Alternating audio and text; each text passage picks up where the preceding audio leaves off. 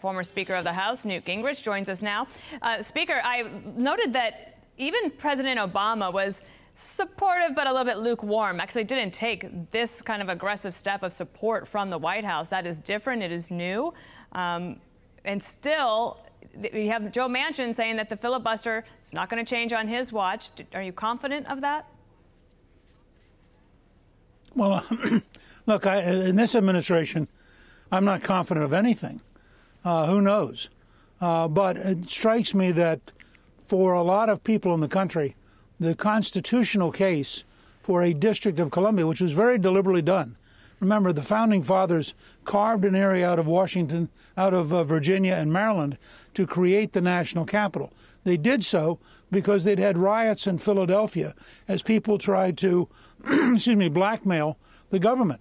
And so they consciously wanted a district that would be separate and would be, in a sense, outside of politics. Now, that's held up for over 200 years, and I think it probably will hold up against this year.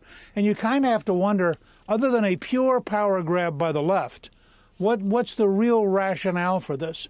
It strikes me that the effort to get everybody concedes that you'd pick up 2 Democratic senators, a Democratic House member. So it's a pure political power game.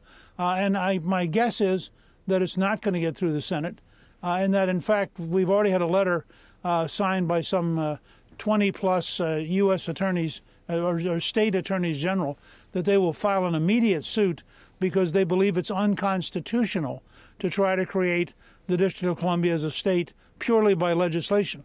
They think it would take a constitutional amendment.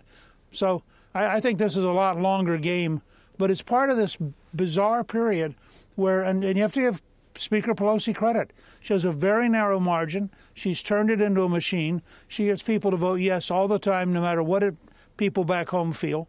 And so this is an unpopular bill, just as the Corrupt Politicians Act, H.R. 1, is an unpopular bill.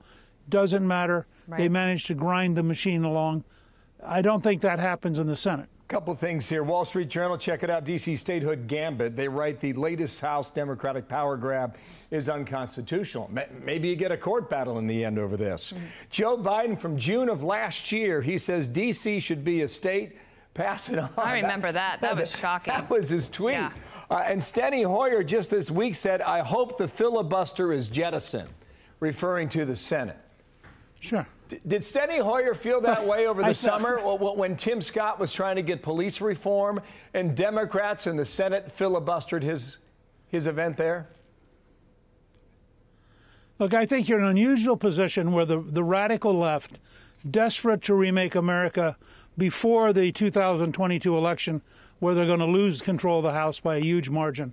They are desperate to get this stuff all done now, immediately, and they're not thinking about the future at all, and they're not thinking about what a conservative Senate and a conservative House would be like without a filibuster.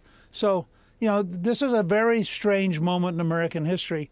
And, earlier today, Fox was reporting on the scale of illegal immigration that's underway. And you have New York State passing a $15,000 per immigrant payment for illegal immigrants who get COVID. And then we say, gee, I wonder why they came to America.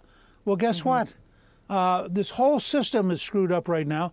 And if you go step by step, none of it makes much sense. I agree. I'm feeling that way today, Mr. Speaker. Thank you. One of those upside down days. It's wild. Thanks, Newt Gingrich. Thanks for being with us.